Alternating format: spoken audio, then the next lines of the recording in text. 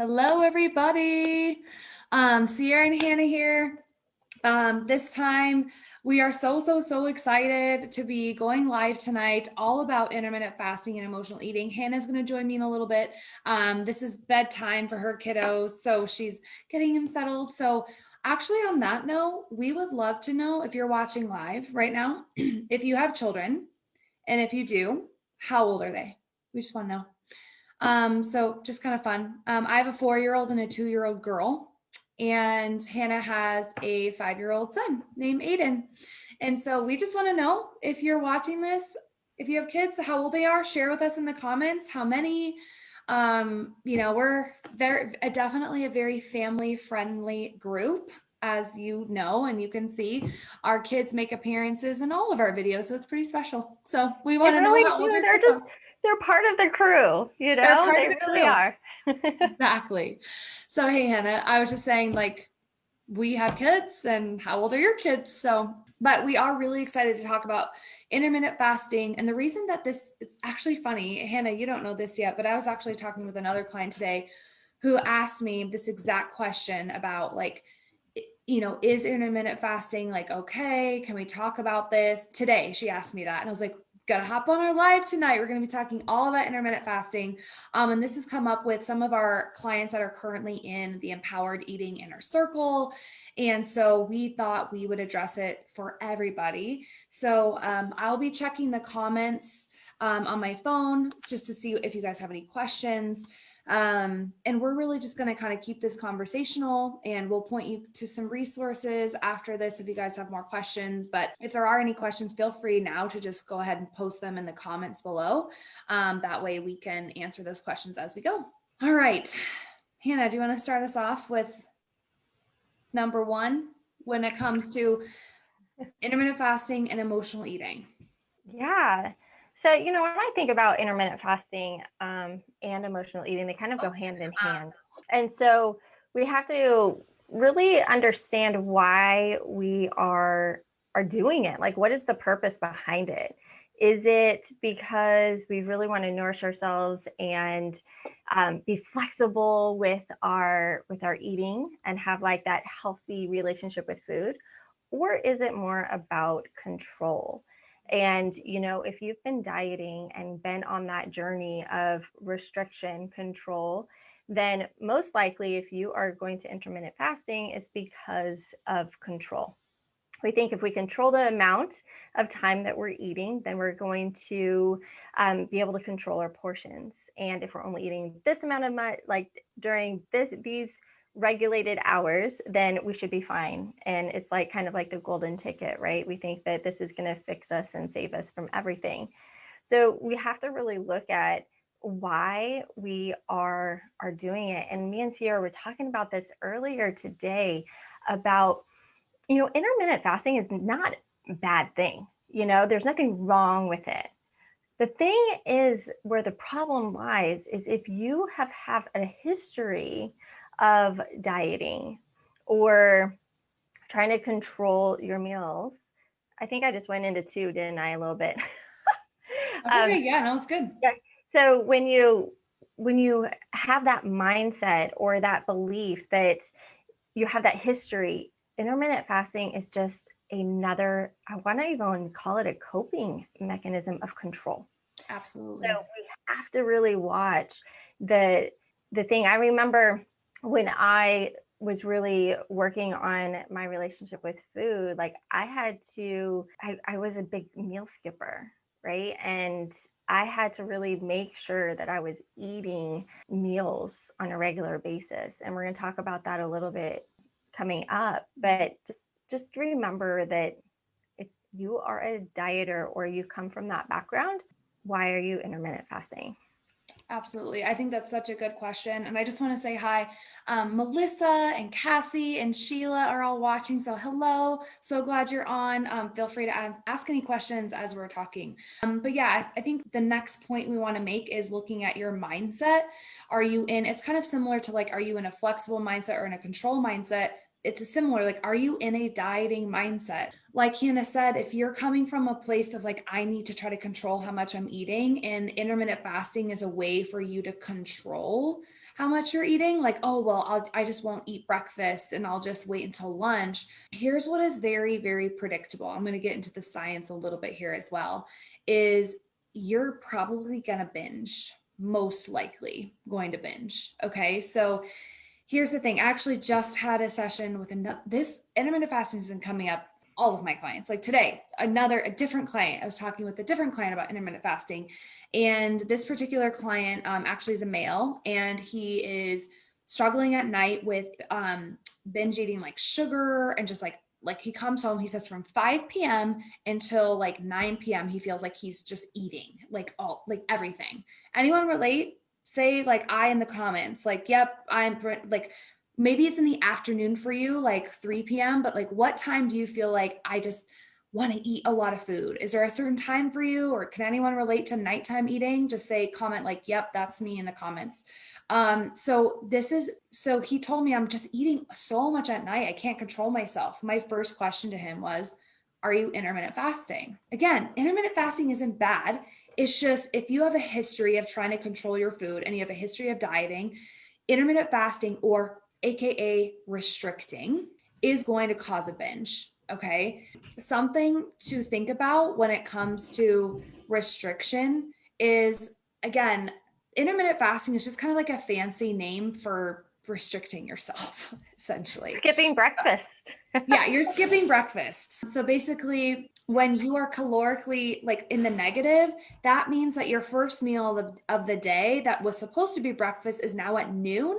And that's the first time you're eating. That means you're going to want to still be eating like a really big, large meal right before bed. And that's just, it doesn't help you sleep well. It's not bad. Nighttime eating is not wrong. It's not bad. It's fine. It's really not a problem. But if you feel like out of control around your eating at night, I'm going to say, are you intermittent fasting? Because it can set yourself up to feel deprived, and it can put you into that sympathetic nervous system response, which is fight or flight when you're not eating. But Hannah, do you remember the sumo example? We'll get into the science, but the eating rhythm example with the sumo wrestlers. Yeah. Do you want to go into that one? Yeah. Okay, hold on. So, eating rhythm, we'll kind of go into transition to eating rhythm. That's really valuable information. Rhythm is so important. And, you got to think about this. The sun is up. That means we're awake.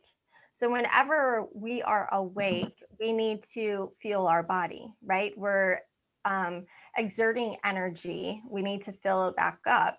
So think of like with eating rhythm, if you wake up in the morning and you just have coals, so it's like a fire. For our digestive system is a fire, and it's just coals because you've been sleeping all night. It's just been like not really doing much of anything.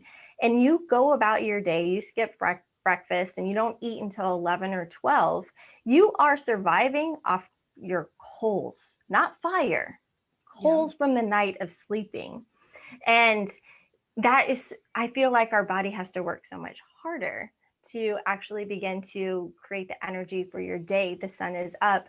You should be fueling your body, putting wood on the fire to actually give you revving up and really energize yourself for the day.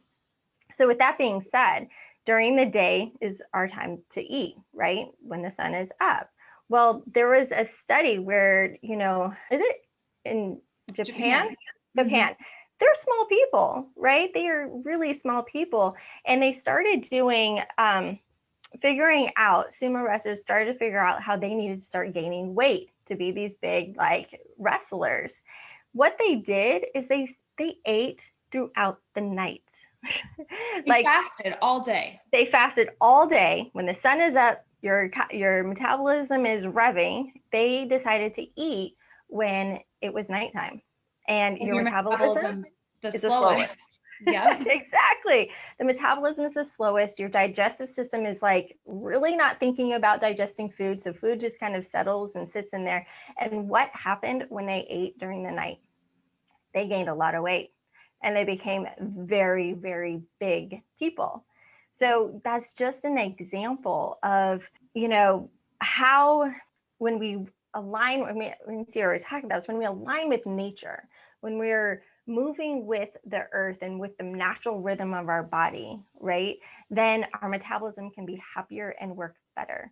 When we are fighting it, then we are fighting nature and we're fighting ourselves, which makes it really hard for our body to be in optimal health, especially if we have a restrictive background. Absolutely. Do you want to add anything to that?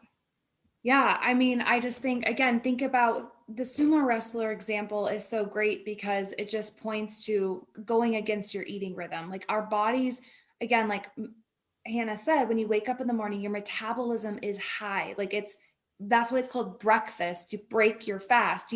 Women, like most people have already been fasting for 12 hours. You went to bed, let's say you went to bed at, you ate dinner around 6 or 7 and you go to bed around 9. So like you're not eating until 7 p.m. and then maybe you eat breakfast at 7 the next morning. That's a full 12 hours of fasting. You don't technically like need any more. Now, I was talking with clients, they're like, well, I've read books about fasting and all the science and it's so good for you and okay. I get it. You can find 100 different books about intermittent fasting that are for it, and you can find 100 different books about intermittent fasting against it. What we want to empower you to do is figure out what's best for your body. And what we're telling you here is intermittent fasting it's a diet. It's another diet. It's restricting with a pretty name. It's let's restrict with a pretty name and try to sell it as a diet. It's actually made for dieting and weight loss, and it actually hasn't been studied. It hasn't been studied on women. Okay, so it's just there again with my own research, and especially with like hormone health, women that are menstruating. So if you're like over 60, like intermittent fasting could be something you experiment with if you don't have a history with dieting, which are not most people in this group. Again, intermittent fasting has been research proven to lead to eating disorders because it's disordered eating. Okay. So women and their hormone, it's not compatible. Okay. Again, like there is this myth too about if we look at the root of this with intermittent fasting, most people are trying it because they think they need to lose weight in order to be healthier and to be happier. So if this is used, like if intermittent fasting is used as a way to restrict your food intake to try to lose weight, it's really is similar to a restrictive eating disorder behaviors, right? So we're waiting a really long time between meals. We're not eating when we're hungry, right? We're totally messing up our body signals. We're ignoring our body cues. Maybe we like label ourselves as good or bad for following rules. So behaviors like this, like I think Regina just said, intermittent fasting made me moody. And then Melissa said, I got headaches and was ravenous the whole 8 hours we could eat. Okay. So it sets you up to feel out of control, and this can affect your mood. All of those things can affect your mood. It's another rule, really. It's another rule. And I loved what you said, because really that's what this is about, is to empower you to find the rhythm. We're not saying like, this is how you need to do it, but like really tune into your body. What is your body telling you? And right. There's this other study that talks about eating rhythm. So there was 2 groups, and one group ate breakfast earlier in the day, had lunch and dinner. So yeah, I remember this study from what Hannah was talking about. One group of eaters ate 2,000 calories. I think this is the right one. Ate 2,000 calories in the morning.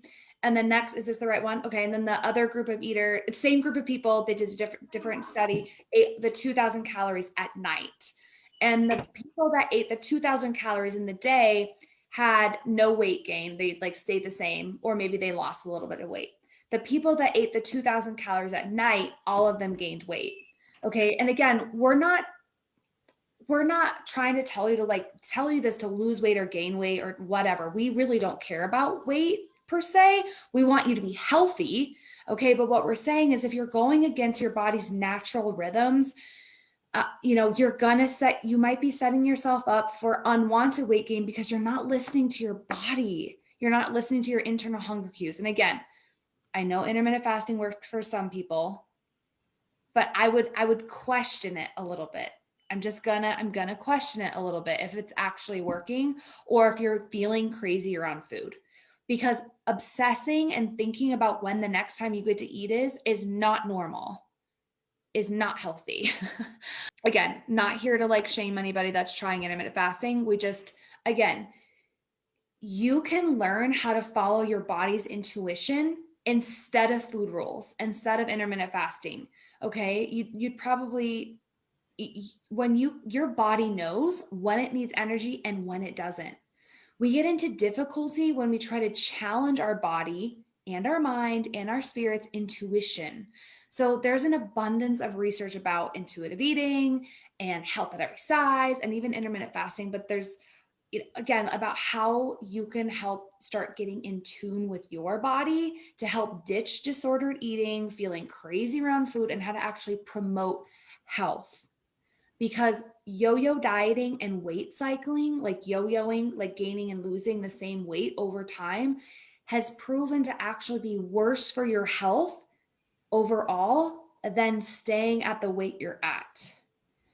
And again, we're not saying that weight loss. Confuses the body and it puts it in that stress response. It's in survival when you are restricting and taking calories away and then adding calories so quickly, right? Like that is putting your body in a stress response. So think about if you've been dieting on this cycle and you decide to do intermittent fasting, that is instantly telling your body, oh my gosh, I'm not getting food again. Oh my gosh, it's daytime and I'm not getting food. Okay, so I think I need to slow down. I don't, it's like we're not taking the time to like care for our body. And we always talk about this if you are working with us and you are working to move away from the restriction and the control and the rules so much so you can actually have that food freedom, we always recommend and invite you to be more on a rhythm.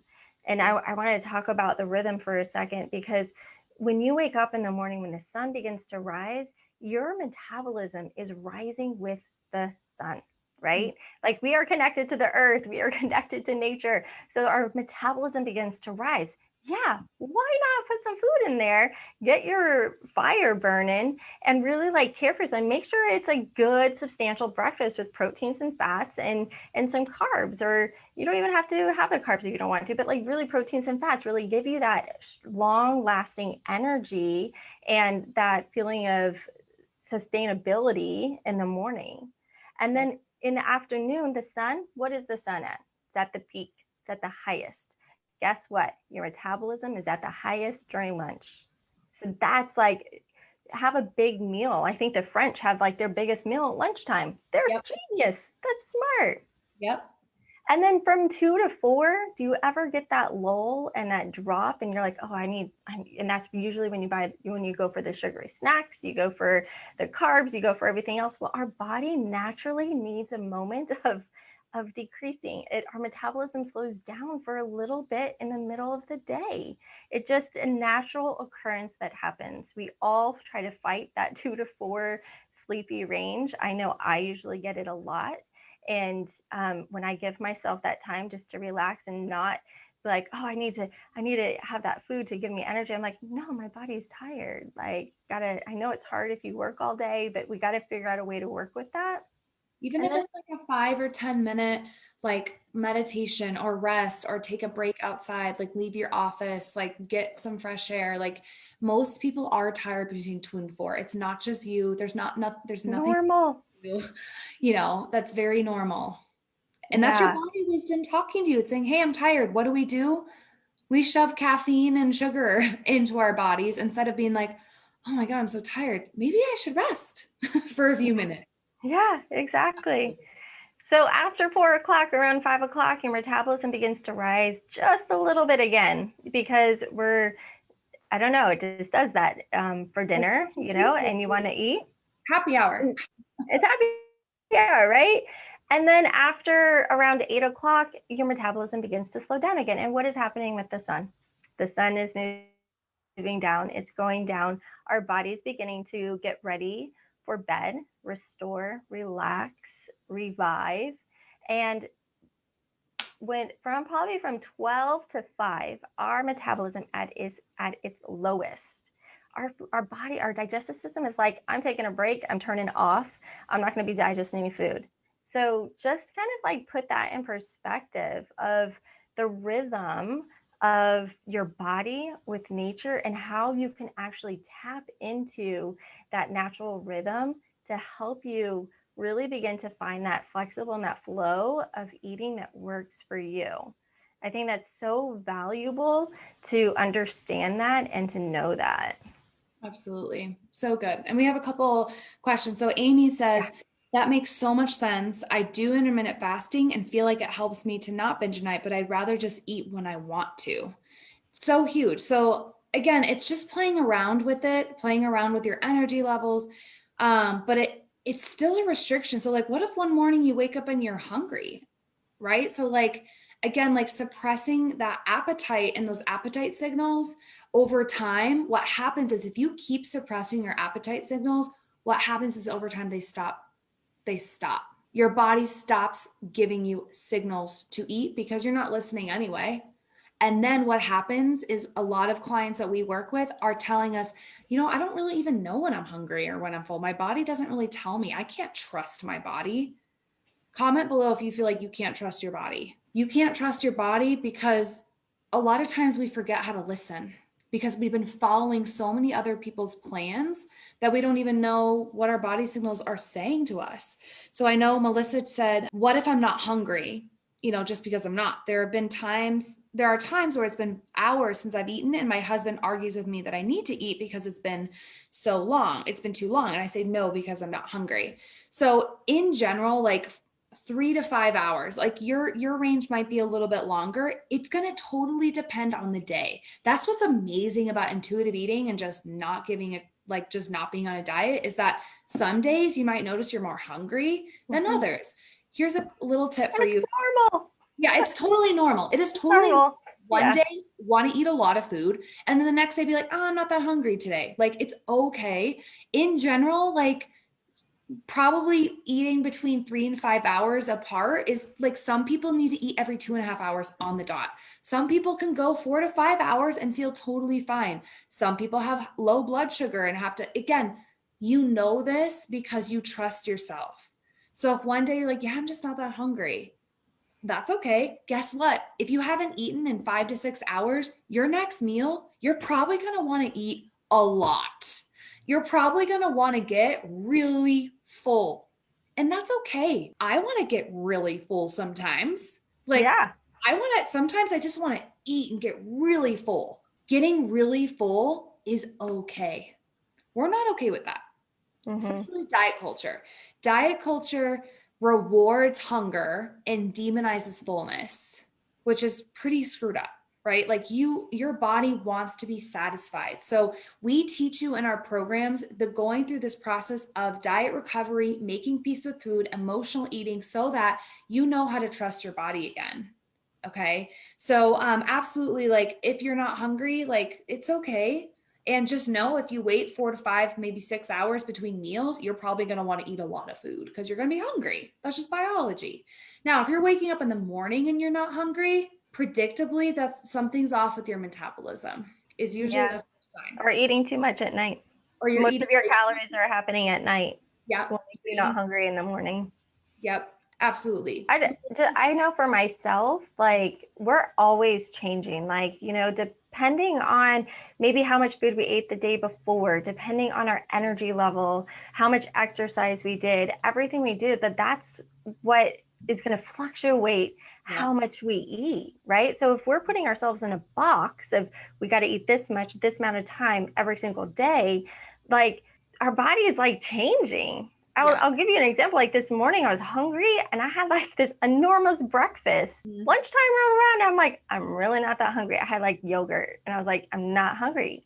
Dinner came around. I was like, I'm ready to eat. Perfect. But it's like, normally I usually eat a bigger lunch, but it just, I play with it. It's how can we make eating more of like, I love what you say, like experiment or an investigation, a game, a playful journey, rather than a black and white, this is how it needs to be. Because the more that we can begin to enjoy and play, then the better relationship we have and the less like shame and charge we have of not doing it right. And we can begin to release the strict rules we have, which then, I mean, I talk to so many people, they just want to be able to eat what they want to eat. And it's like, that's what we're teaching you how to do in a way that's working for you, that's not going to make you go crazy. It's like, it's such a good process and a step-by-step process to really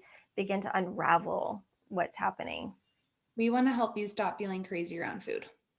And here's 100%. the thing, something that I've noticed too, and I'm just going to say it. When you let go of your attachment to losing weight or your fear around weight gain, which is what we help you walk through in our programs, there is no like pressure or like freak out or control or like Hannah's like, oh my gosh, I ate a huge breakfast, I should probably skip lunch. Like that didn't even come up for her. I'm guessing you were just like, what do I want to eat right now? Yogurt sounds good. Okay. Whatever. Yogurt and chocolate chips is what I had actually. And I was like, that's what I really want. That sounds good. That's it. I mean, moving on. Again, weight loss is not inherently bad, but it is the intention behind it that can be like, again, like fat phobia is a body, like you're trying to change your body. Do you feel like you need acceptance in your life? Have you had shame from medical professionals or like parents, messages about like thin equals healthy, like all of those cultural messages are usually tied up behind weight loss, right? So like if weight loss is tied to your wanting to do intermittent fasting, I'm going to ask you to dig a little bit deeper there. Okay. So let's wrap up because we're at about 30 minutes, but I just want to look, Cassie was saying like, yeah, I can't trust my body. Melissa says like, I don't trust it to tell me when I'm full. She said next part of module 1 though. So yes, next part of module 1, we're talking about hunger, satiation, fullness, all of that good stuff. So super excited for Melissa. She's in the first module in the Empowered Eating Inner Circle right now.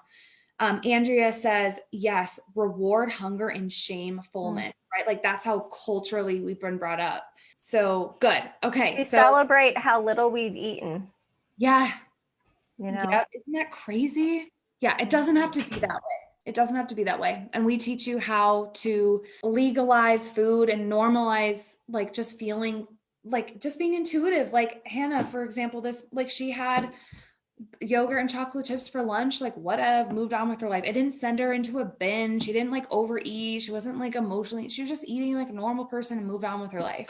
That's it. Yeah. And it feels so good because I was like, that's what it's like you get to like enjoy what you really want. And how many of us have taken out the pleasure and the enjoyment out of eating, right? Because of the fear of losing control or whatever else. And it's like when we actually put in real pleasure of nourishment and really what you want, like what your body wants, what you want, and really enjoying the experience, then it's really hard to overdo it. And if you do, then it's like, it's just a reminder. It's just like, oh, I really overdid it. Okay. Nice acknowledgement, move on. Just like you got to just kind of play with it. But the more that you can infuse pleasure into your meals, then I don't know, the more satisfied you are. Yeah, absolutely. So huge. So first of all, if you have any questions about intermittent fasting that we didn't answer, please feel free to comment below and we'll answer your questions in the comments. Or if you have any stories about like yourself doing intermittent fasting, please comment below. Also, if you're watching this and you're like, you know what, I really want to like, I want to pick Sierra and Hannah's brain. We invite you to get on an emotional eating game plan call, right? Mm-hmm. Yeah. This game plan is basically, we want to help you. We want to get on a call. It's 15 minutes. We're going to come together. We want to put together a game plan specifically for what you're struggling with right now in your journey, wherever you're at. You might be like brand new to the group and like, I don't know what to do right now. I have no idea where to start. Or maybe you've been watching us for a while and you're like, I'm ready for a game plan because I'm right here in my journey.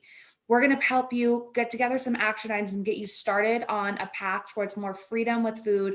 We really want you to get a handle on your emotional eating and feel more satisfied and intuitive and just happy and confident. So the emotional eating game plan call is going to help you do that. So if you're watching this, feel free to comment below game plan, and Hannah and I will reach out to you and we'll schedule that call with you right away this week. And we can get you started with action items like right away, so you can start seeing results and feeling a heck of a lot better within just a few days. That's what it's designed to do. So yeah, we're really absolutely. excited. Anything to add, Hannah? No, that was so good. Thanks so much for joining us. And if you have more questions about intermittent fasting, like put it in the group or comment in this feed, and we'll dive in it deeper. But I think we gave you a good overall of like just how it's related to emotional eating and how you can really help yourself in creating a little bit more balance in your life. Absolutely. All right. Bye, guys.